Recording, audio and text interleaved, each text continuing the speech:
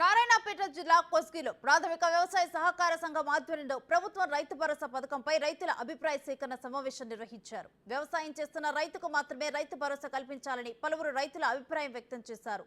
బీడు భూములకు, వ్యవసాయేతర భూములకు, ప్రభుత్వ ఉద్యోగులకు, ఇన్కమ్ ట్యాక్స్ కట్టే వ్యాపారస్తులకు రైతు భరోసా ఇవ్వకూడదని కోరారు. అలానే 10 ఎకరాల లోపు భూమి ఉన్న రైతులకు మాత్రమే రైతు భరోసా పథకం అందించాలని విజ్ఞప్తి చేశారు. గత బీఆర్ఎస్ ప్రభుత్వం రైతులకు అందుతున్న అన్ని సబ్సిడీలు ఎత్తివేశారని ఆవేదన వ్యక్తం చేశారు.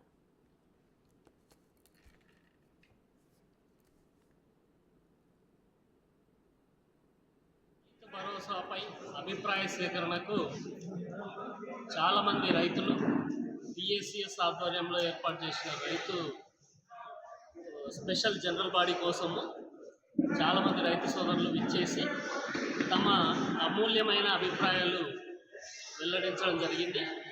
దాదాపుగా 42 మంది రైతు సోదరులు మాట్లాడడం జరిగింది. వారి యొక్క అభిప్రాయాలన్నింటినీ కూడా మేము గత ప్రభుత్వం లాగా ఈ రాష్ట్ర తెలంగాణ కాంగ్రెస్ పార్టీ 10 ఎకరాలు ఉన్న రైతు సోదరులకి రైతు బంధు ఇవ్వాలి, గుట్టలకు, ఈ పాడుపడ్డ భూములకు, చెట్లకు, కొండలకు ఇవ్వడం మంచిది కాదు. ఆ పట్ట సాగు చేస్తున్నా లేదా, ఈ ఆన్లైన్లో అమలు ఉందా లేదా అని చూసి ప్రభుత్వం అనేది 10 ఎకరాలకు రైతు బంధు అమలు చేసేటట్టుగా చేయాలి. అదేవిధంగా కొన్ని ఫర్టిలైజర్ షాపులు కూడా అన్ని డంబాచారం చేస్తున్నాయి. ఈ సొసైటీలో ఉన్న చైర్మన్లను మాట్లాడి రైతులకు అందేటట్టుగా ఎరువులు చేయాలి. రైతులకు ఎరువులు లేవు, ఈరిగా లేదు, ఏం లేదు.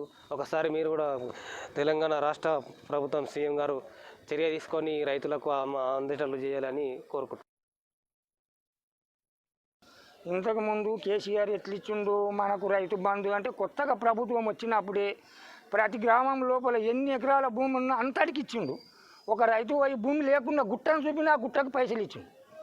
అట్టి ద్వారా ఒక రైతు 6 లక్షలు 5 లక్షలు వస్తే వాళ్ళు అటు రూపాయలు వడ్డీకి ఇచ్చుకొని మా యాసంటి పేద రైతులకు చెందకుండా వాళ్ళు ఉన్నోనికే ఆయన వేసిందన్నమాట. మేము పేద రైతులం ఉండం కాబట్టి ప్రతి ఒక్క రైతుకు 10 ఎకరాల కాడికి ఇవ్వాలి. జాబ్ ఉండని, జాబ్ లేకపోయినా అందరు రైతులే, అందరం సమానమే. వాళ్ళు చదివి పెద్ద కొలువు వచ్చిందని చెప్పి వాళ్ళకి బంద్ చేయొద్దు, వీళ్ళకి కట్ చేయొద్దు. 10 ఎకరాలకు సమానం ఇవ్వాలి. తర్వాత ఇంకొకటి, ప్రతి గ్రామంలో ఊరుకు అమ్ముకున్న ప్లాట్లకు, ఇండ్లు కట్టిన జాగాలో కూడా రైతు బంధు వస్తుందని మేమే విన్నాం. మాకు అది తెలియదు. గ్రామంని ఖండించి అడిగి అవి విన్కోర్ చేసుకొని అవి కట్ చేయాలి. అవి కట్ చేసి ఇక్కడ రైతులకు సబ్సిడీ ఇవ్వాలి. బత్తాయి కానీ, మామిడి కానీ, ఇంకొకటి ఏంటంటే డ్రిప్పు కానీ, పైప్ లైన్లు కానీ ప్రతి గ్రామం లోపల ఇవ్వాలి. ఈ 10 ఎకరాలకు మాత్రం ప్రతి రైతుకు చెందాలి.